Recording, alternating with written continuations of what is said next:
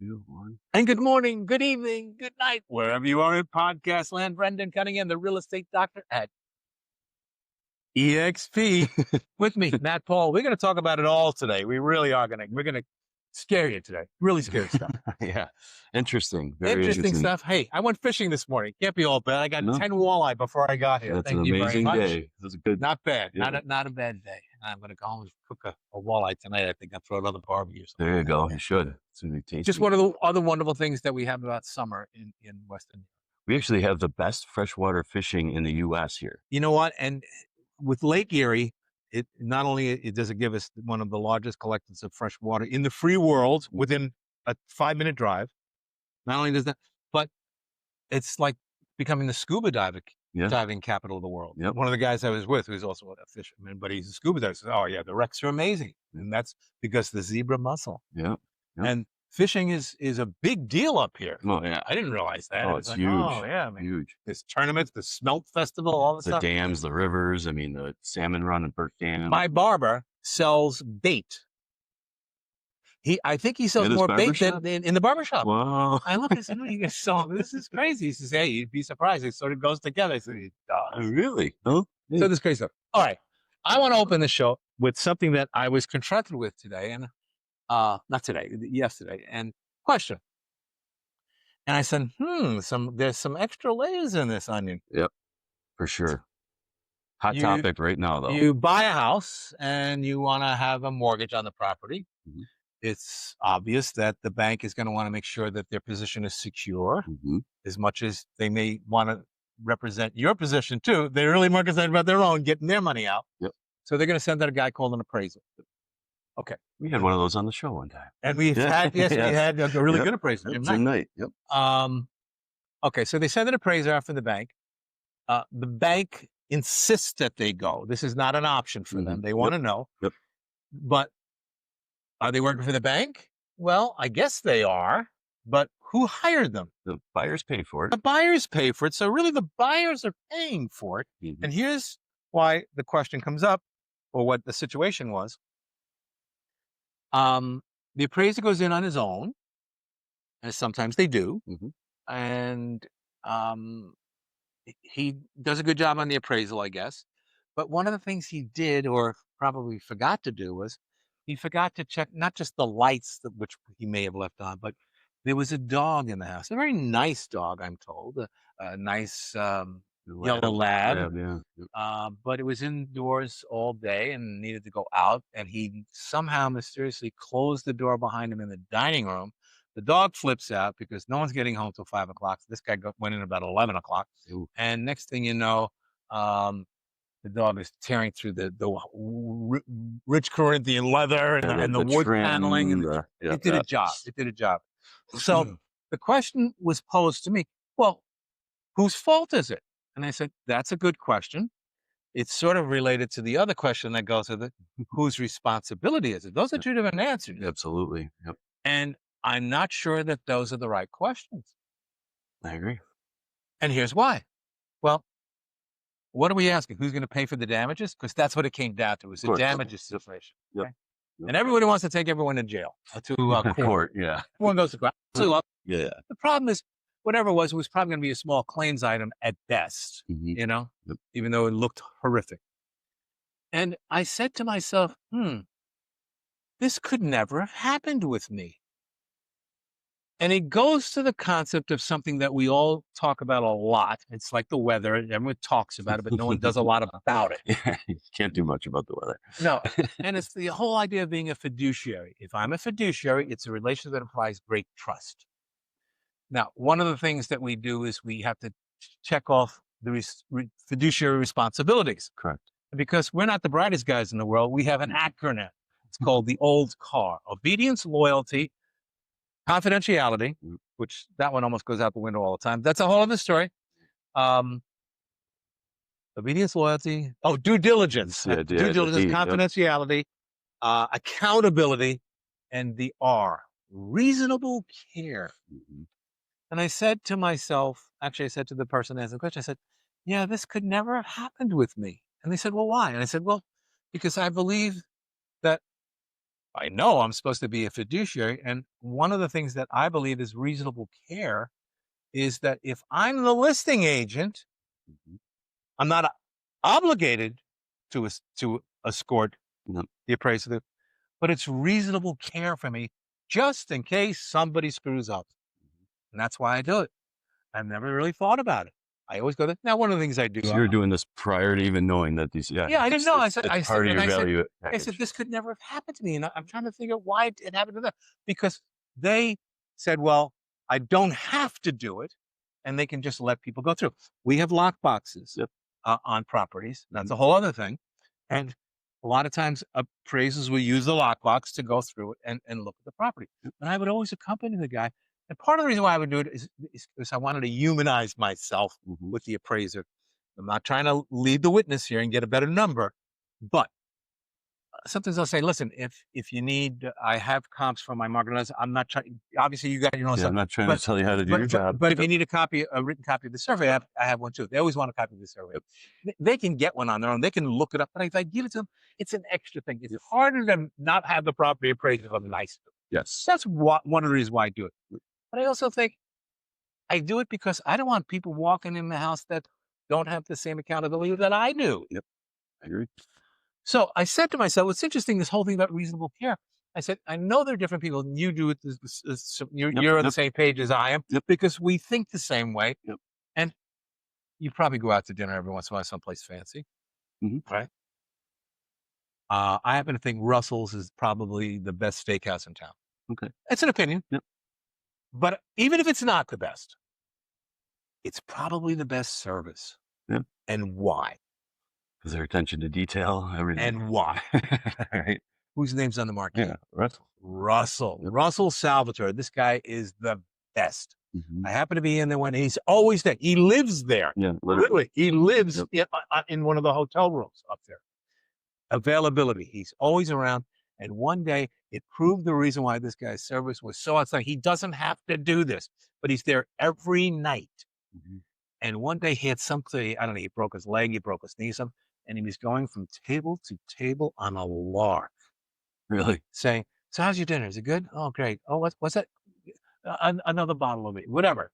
And I said, this is why this guy is a legend. He's a legend. Yep. So that's that reasonable care thing. But as I started to think about it, what we do is not reasonable care for somebody else. Yeah. It's reasonable care for us. Mhm. I mean, because we just kind of take care of it. Yes. Yep. I would say it's reasonable care to the seller if you're looking. Well, it's certainly it's appreciated for sure. Yes. Yep. If they know about it, it's appreciated. But otherwise, they just think everyone does it. But everyone doesn't do it. Yep. And I think somebody pointed out to us the other day the reason why we don't have challenges is because we anticipate the problem before it happens. Yep. Because if you anticipate the problem before it happens, first of all, the problem almost doesn't always, it won't even come up, but you can address it that much more easily. Then you're coming up with solutions before it even happens. Solutions. Yeah. You're not trying to head it off. We are heading it off at the pass before they get there. Correct. Yep. That's what we think is reasonable care. Now, unfortunately, we live at a time where, tell me if I'm wrong, most people want to do the minimum. Yeah. What can I do to just get by? Yep. And I don't think that's the deal. That's not the way I was raised. And frankly, we make money when we sell properties. Mhm. And some people say, well, you make a lot of money. Then we should earn it. Yeah. Okay. And how do you earn it? I think if you go way above and beyond the call of duty, if that's what your reasonable care is, then I think you've got something. I agree. 100%. And we just take it for granted. And one of the things I think I mentioned, I teach a course at the association. I'm selling real estate involved all the time. So I talk to the agents, and one of the things I say is, okay, how long have anyone jump in on this? If you've been in this more than 6 months and you've sold one house, you can play the game. Yep. How many know an agent that you never want to do a deal with? Everyone just don't. I put that in, but just don't tell me the name. Yeah. And even the person that's been in it's already happened to them. Because I think our business, like lots of other things, people are tending to they're doing less. Yeah. They're doing the bare minimum. The bare minimum. Yep. And I don't know that that's what people want. Yep. Yeah, but that, with that situation or that example, had you been there, had the listing agent been there, they would have known the dog would have been in the house to either let it out or to not close the doors because it has some kind of a Yeah. panic, situation, and yeah, Dog it's panicked. yeah. And a lot of dogs do, I love I mean, dogs. yeah, A lot of they dogs. get cooped up, they get worked up, I mean, and I would nobody get can cooped calm up. down. I mean, Yep. I've not trained my dogs to be crate trained, but everybody says, "Oh, it's a good thing." My daughter's dogs are crate trained. They go right in My and dogs were all crate trained and, when I and had them. yeah, Yep. I mean, that's probably the better way to go. I didn't do that. Well, when I would let my dogs out from the cage and leave them, they would destroy the house. They're crazy. If Yeah, I they get. left them in the cage, they were calm, mellow, and that was their home. So, Yeah, it was their little house. Yeah, yeah, yeah. yeah. It's interesting how that works. But yeah, and we were talking prior to getting on the show here that I just had a couple clients, some listings in the past few weeks that have had appraisals on them, and both of my clients wanted me to remove the lock boxes, two separate properties, two separate clients, clients, and I did. I went over there and they explained why would you want to leave a lockbox on until Right. closing, and I said because of the access for the appraisal and the access for the final walkthrough. And I said, it's not a problem. I'll just meet the appraiser and I'll meet the list or the buyer's agent at the final walkthrough. And both of my clients said, no, you don't need to do that. I'm going to be here. You don't have to be present for the appraisal. And, the one went great. The other one, my client got a little creeped out by the guy, that was there. And had I been there, I think I would have made her feel a little bit more comfortable. I had some, and this happens. I had an agent use the lockbox once, and I don't know how this happens, but they do, and she lost the key. Oh, Okay, geez. Yeah. and not only did she lose the key, but she compounded the problem because she locked the screen door. And most people that I know that have screen doors, storm doors, they do not have keys to those doors. No one does. Lock that You door. immediately lose that key. Yeah. And that was the case. Well, yes, the agent that was guilty of the infraction was very apologetic, but I paid to have the locksmith come out and take care of the things so that the people could get back into their house. Yeah, which is still an inconvenience of time, money, everything. Okay. Well, yeah, and I mean, eventually the agent reimbursed me. It was like a year later. That the point is, I took care of the client, and it never even dawned on me that I'm going to not do that. Yeah. I mean, that's just ridiculous. I mean, it makes us all look better. But yeah, so the lockbooks and reasonable care. Maybe I'm above and beyond the call of duty, but I think that's what I would want. Yeah. I mean, I'm neurotic on the lockbox too. I would say. Yeah. Well, and I mean, we have the electronic boxes and we have the number boxes. Yep. And the only reason why I think we still have the numbered boxes, especially because down places like in our southern tier, the cell towers work on our electronic boxes. Yeah. That's why I think they still have them. But I would never use one over the electronic box because the electronic box is secure. I know when that the appraiser's gone in. Yep. I know when he's got it. I know how long he stayed there, and I know when he left. And you know their name, their number, their license number. It sends bang, boom, the whole mushroom. It's all good. Yep. And I just think that's part of the reasonable care thing. I would not want to have the mechanical box because not that people do this, but that they do. Maybe they're looking over the agent's shoulder when the guy's doing 397, and now all of a sudden they got the number thing going in. When I started in the business, the electronic ones were new, but they were expensive. A lot of agents weren't using them, and it was a lot of combos. And I remember a couple not clients, but other agents in my office that would just say, "Oh yeah, here's the combo. If you like it, let me know, and I'll bring you through it." So real casual. A lot of unaccompanied buyers and investors and properties, which is a big no-no. That's the main reason why I don't. I was delighted when the electronic boxes came out because when we had the lock boxes, they were the kind of like you did in Gym Locker. Mm-hmm. Oh yeah, the combo. Thing. Yeah. But they all came from the factory with SPI. Must have been something in it, and nobody changed those. Yeah. They told you change this. Nobody. I never met one that wasn't SPI.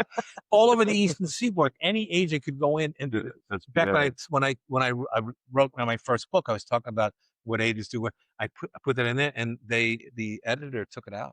Oh wow! He says, "Sounds like you're trying to encourage people to steal from these houses." I said, I'm not, but these guys are leaving us open for this. You're right. You got to change the lockbox. You got to do that. I did a couple deals in the Adirondacks on White Lake, and they all had SPI. Bingo, you're right. It was the same listing agent. It's not good. It's like reasonable care. Let me guess how to get into that one. My reasonable is a lot more reasonable than some of these other.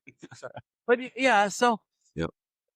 we are hired to do difficult jobs that don't seem obvious sometimes because they go above and beyond what you think it is. Yes. Yep. But And we do it instinctively. Like you've been we doing, do, you've been yeah. doing this without even, without even a reason Like other I than, do it I mean, and I you forgot better, even to know why am I doing it. yeah, Yeah, it's like, well, it's your fiduciary. You want to bring well, yeah, value. because Yep. it's been so ingrained in us. But it's good to be different, right? And But I guess, especially yeah, in so that I'm going to way. keep doing it the right way. Unless these other schmoes do it the wrong way, they're going to make me look good. Yeah. Or Yep. my guts Yep. look good. Yep. Yep. I know you'll Yeah. always be making your sellers happy when you're working like that, Yeah. to the best of their interests and going above and beyond, really, is what that comes down to. Yeah. In fact, the one where the agent lost the key, I don't know how you lose. Well, whatever. They Yeah. lost the key. The seller was just so amazed that I just ponied up and just took care of it. He said, no, you don't have to do it. I said, no, you've been inconvenienced. Yep. It's on me. I got to Yep. take care of it. Yep. Oh, that's what, you don't have to do it. I said, I know I don't have to, but I'm doing it because that's what should happen. I should have to. Yep. So, And you did. Yep. and I did. So there. And the situation was rectified as quickly as possible because you jumped in right away and you didn't start pointing fingers. No. You didn't start, Who's Yep. at fault? Yep. Who's Nope. going to pay? No, This was needs to get done. Let's do it. let's get this done now. Yep. There's too many reasons to. Well, I'm going to talk to my lawyer first. Well, you can, but in the meantime, it's going to be fixed. Yeah. Yeah. But know? wait to get a hold of your lawyer. Yeah, because It could be a this day meeting or two. runs a lot faster and for a lot more money. Yep. I know my daughter's always reminding me, she says, Dad, they're going to have to charge you if you ask me another question.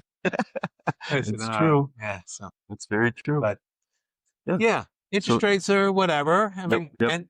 and I'm seeing interest rates are not becoming a factor anymore. People just are accepting this what it is. Yep. Suck it up, and they'd rather do that and get a higher interest rate than they were expecting or wanted, rather than waiting for the price to go up. Yes, because it's The just price is going to go up a lot faster than the interest rate. Yep, absolutely. And we still don't know. We've heard how many times this year we're going to Stop. drop. So yeah, it is so out of our hands and unpredictable.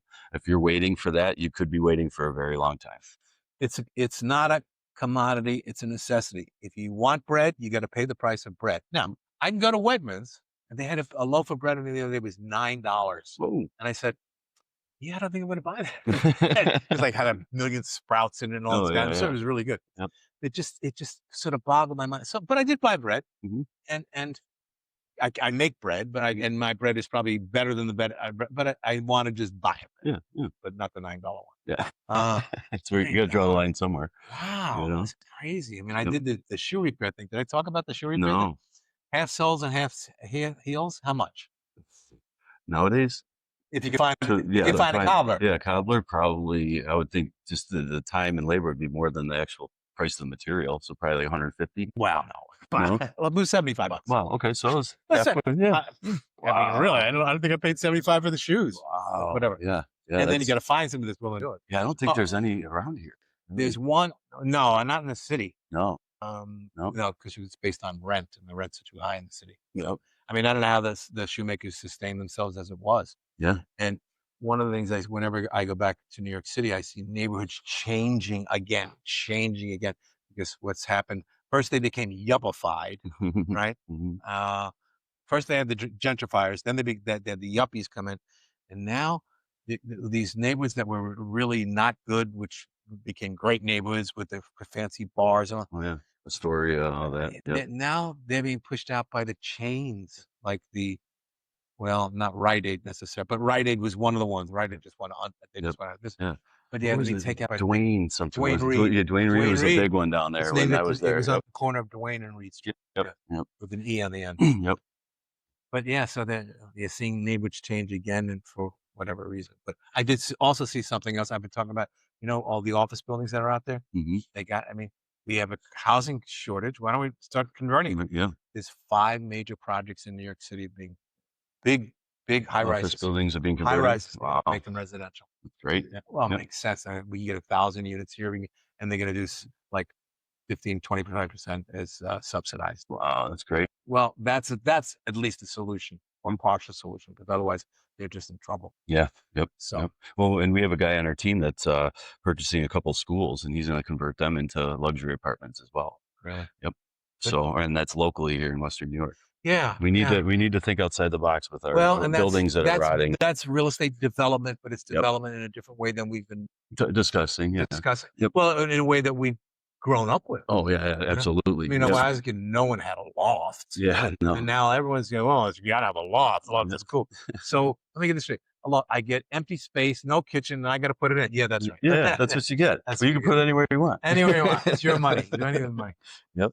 So that's kind of what's going on. Yeah. And I thought that was worth sharing. But the reasonable care thing, our reasonable care is Russell Salvatore's reasonable care is different from somebody else's. Absolutely. Yep. Okay. Can't argue that fact. Yeah. Yep. There may be other restaurants that you prefer better, but on service, he has set that bar high. He really has. And yeah, and he's been a massive contributor locally. So one quick story. Yep. One quick story.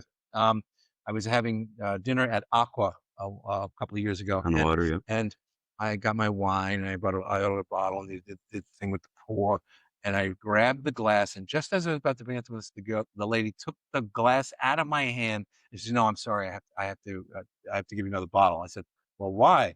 And I said, I did the cork thing and all that, and she says, "Because a tiny piece of cork broke and went into the glass." Mm-hmm. And I said, "Oh, excuse me." I said, "Watch this." Mm-hmm. And she said, "Oh my God! Oh no! I can never." So don't give me a shot. I said, "Can you tell us? Would you actually have meatballs that would send this freaking thing back?" Mm-hmm. And they said, "Oh yes, of course." I'm thinking, "Oh man, what trips?" Of course, please. And I said, "You know what? I bet you probably can remember the most difficult service you ever, most difficult patron you ever had." And she says, "Oh yes." I said, "Really?" I said, "You know their name?" And she says, "Yes, Russell Salvatore." Yeah. She says, "Oh well, that makes sense." Can't imagine. He wanted it his way. Yeah, and only his way, right? And his way was reasonable care for him, but it wouldn't be for anybody else. This guy's who were just taking the cork out. Yeah, and he was so highly trained, and just honed. Yeah, his some of the craft guys that work there, you get it, and they love working with him because he's tough. Yeah, gets it done. Yeah. Take it away. So please like, follow, subscribe. Thank you for tuning in, and let us know if we can talk about anything that you would like us to discuss on the show. Yeah, like he says, give us the questions. See if we can stump the stars.